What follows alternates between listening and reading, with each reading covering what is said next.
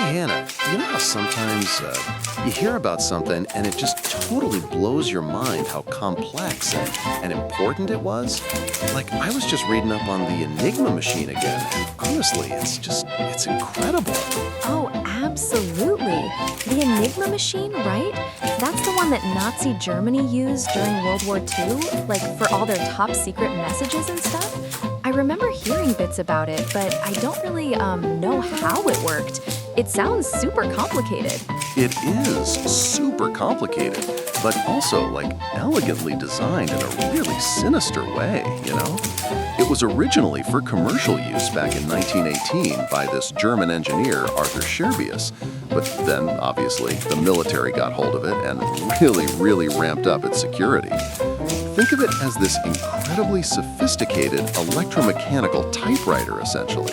A typewriter? That's wild. So, like, you just type a message and it would come out scrambled? How did it do that? Like, what were the actual bits and pieces inside that made it so, unbreakable, I guess? Exactly. That's the magic, or the terrifying genius of it. It had these main components. First, there was the keyboard and lamp board, which, looked just like a QWERTY typewriter. You'd press A and a lamp for a different letter, say Z, would light up. But the real heart of it were these things called rotors, or scramblers as they were sometimes called. Okay, so the rotors, these were like rotating discs, usually 3 or 4 in military versions. Each rotor had 26 electrical contacts on either side, and they were like wired internally in this incredibly scrambled way. When you pressed a key, the electrical signal would pass through these rotors, and each one would just substitute the letter differently. So, like, an A goes in, gets scrambled by the first, then by the second, then the third? That sounds like it would get really messy really fast. And they rotated? Why did they rotate? Yeah, exactly. That's key. The rightmost rotor would advance one step with every key press, and then periodically, based on little notches, it would cause the adjacent rotors to advance too. So the substitution cipher changed with every single letter. That made it just impossible for simple frequency analysis, where you look for common letters. Wow, that's pretty smart. So like A might encrypt to Q the first time, but then if you typed A again, it would be something totally different because the rotors had moved? That's wild. Yep, absolutely. And then after the current went through the rotors, it hit something called the reflector, or the Umkehrwalze. This was a static part that bounced the current back through the rotors, but via a different path. This made encryption reciprocal, meaning if A encrypted to Z, then Z would decrypt to A. But it also created a weakness. A letter could never encrypt to itself, which turned out to be a really crucial detail later for code breakers. Oh, the plug board. Yeah, the Steckerbrett. That was like a critical addition, especially in military enigmas. That just dramatically boosted its security. It was at the front of the machine, and operators could connect cables between up to 13 pairs of letters out of the 26. So, like, if you plugged A into Z, any signal for A would actually enter the rotor mechanism as a Z, and vice versa. It effectively swapped those letters before and after they went through the rotors. Whoa! So it's like another layer of scrambling on top of the already scrambled rotors and reflector. That's so many combinations. I can't even imagine trying to decrypt that without knowing the settings. It's an insane number, honestly. The security of the whole system really relied on the daily changing settings, the order of the rotors, their starting positions, the ring settings on each rotor, and then, of course, those plugboard connections. The receiving station needed to know all those exact settings to decrypt a message. If one thing was off, it was just gibberish. That's why it was considered so robust for so long. So, like, how did anyone ever break it then? If all of those settings changed daily and it was just this incredibly complex machine, it seems almost impossible, doesn't it? That's the million-dollar question, right? And the answer is human ingenuity, honestly, at its finest. The Enigma code was actually first broken by Polish mathematicians led by Marian Rejewski way back in December 1932, years before the war even properly started. They used mathematical permutation group theory and got some intelligence from a German spy, which was crucial. Rejewski literally deduced the internal wiring of the rotors. Wait, what? Years before the war? And a spy? That's just incredible. I always thought it was like a British thing with Alan Turing during the war. So Poland started it all? Totally. And they even developed devices like the cryptologic bomb, not the Bombay, a different one, and Zygalski sheets to help. Then, when the war was imminent, Poland bravely shared all their knowledge and equipment with French and British intelligence in 1939. That transfer of knowledge was absolutely vital for the British government code and cipher school at Bletchley Park. That's where Alan Turing and his team really took it to the next level. Ah, okay. So Turing built on their work. That makes more sense. So what was the bomb then, if it wasn't the original bomb? The Bombay, B-O-M-B, was an advanced electromechanical machine developed under Turing's visionary leadership at Bletchley Park. Its purpose was to systematically test potential Enigma settings, significantly reducing the possibilities for the human cryptoanalysts to manually examine. Imagine trying to check millions, billions of combinations manually. The Bombay automated that, or at least massively narrowed it down. So it was like a supercomputer prototype almost? Just sifting through all the possible keys until it found the right one? That's mind-blowing. And all this intelligence they got from it, that was ultra, right? How much of a difference did it actually make? Yeah, ultra intelligence was absolutely transformative. It gave the Allies invaluable insights into German plans. Like in the Battle of the Atlantic, decrypting Enigma messages let them predict U-boat positions so they could reroute convoys and protect vital supply lines. That totally turned the tide. And for D-Day, Ultra played a pivotal role in deception campaigns like Operation Bodyguard, misleading German forces about the actual landing site. Wow, so it really shortened the war then, and probably saved so many lives. It wasn't just like a neat little spy story. It was a critical strategic advantage. Absolutely, Hannah. Many historians believe it substantially shortened WWII. It's not just a footnote, it's a testament to human ingenuity and perseverance. And it laid some serious foundational groundwork for modern computing and information security, too.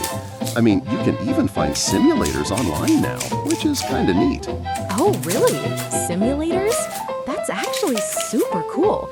I mean, after hearing all about its layers of complexity, it'd be fascinating to actually see it in action, even if it's just a digital version, like to manually try and encode a message.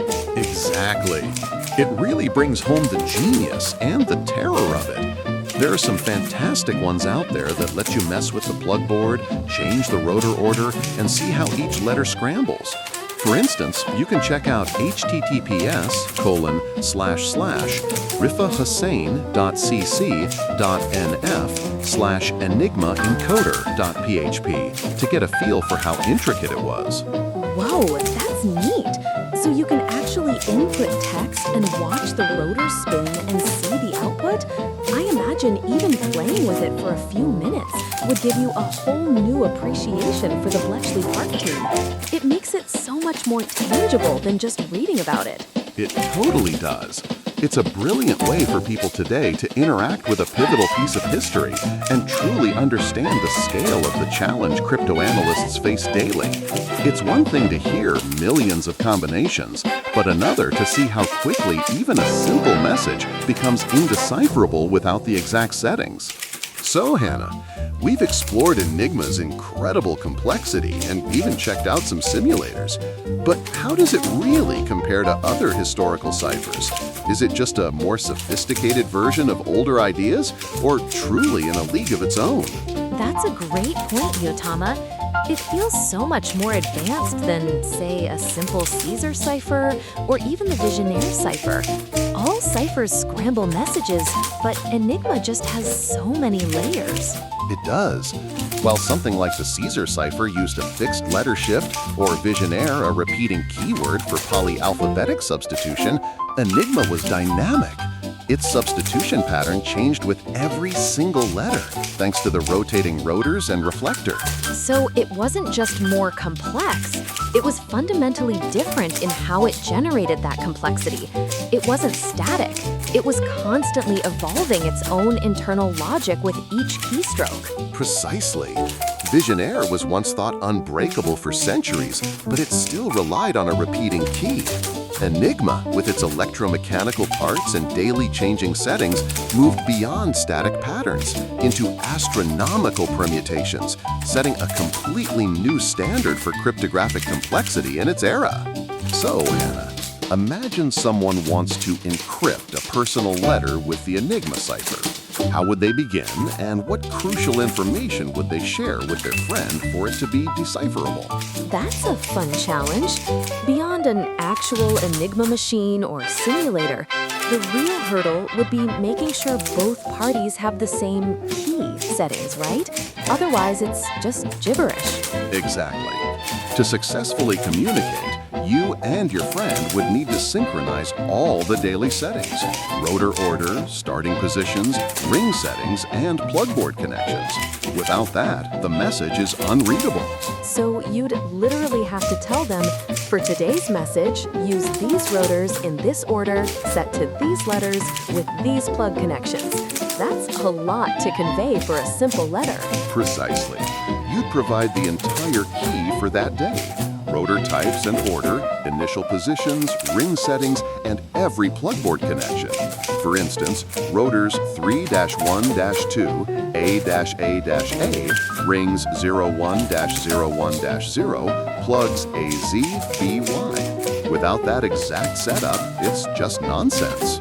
We've explored Enigma's complexity, but its story and Bletchley Park's have really captured public imagination. What books or films cover it? Many. Andrew Hodges' Alan Turing, The Enigma is the definitive biography, often the basis for a known movie. Sinclair McKay's The Secret Life of Bletchley Park offers a broader personal view of the Bletchley team. Ah, the imitation game then?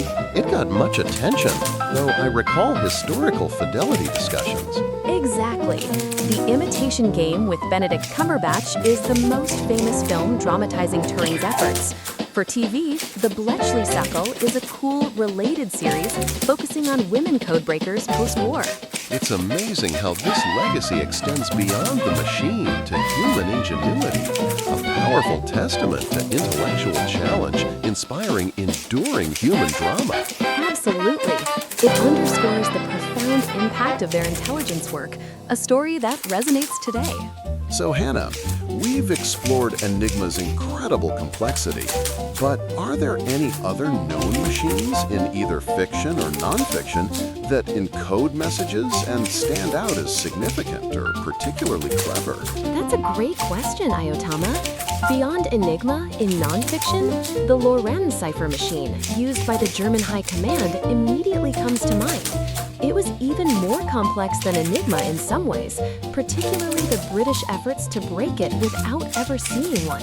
Ah, the Lorenz SC40-42, often called Tunny by the British. That was a truly formidable machine, using 12 rotors instead of Enigma's 3 or 4, generating what was essentially a Vernam cipher or one-time pad. And even much earlier, you had things like Jefferson's wheel cipher from the 1790s, a mechanical precursor. Wow, Jefferson's cipher. So the idea of mechanical encryption has a long history. And in fiction, I'm picturing elaborate spy gadgets from movies, or even futuristic communication devices in sci-fi novels that generate incredibly complex, unhackable codes. Absolutely. Fictional devices often push the boundaries, whether it's the cryptex from the Da Vinci Code or advanced quantum encryptors in speculative fiction. They all share that core function: taking understandable information and transforming it into something secret, often through mechanical or digital means. It really highlights how Enigma was part of a continuous journey, bridging the gap between simpler manual ciphers and the digital encryption we use today. It wasn't just a standalone marvel, but a key player in the evolution of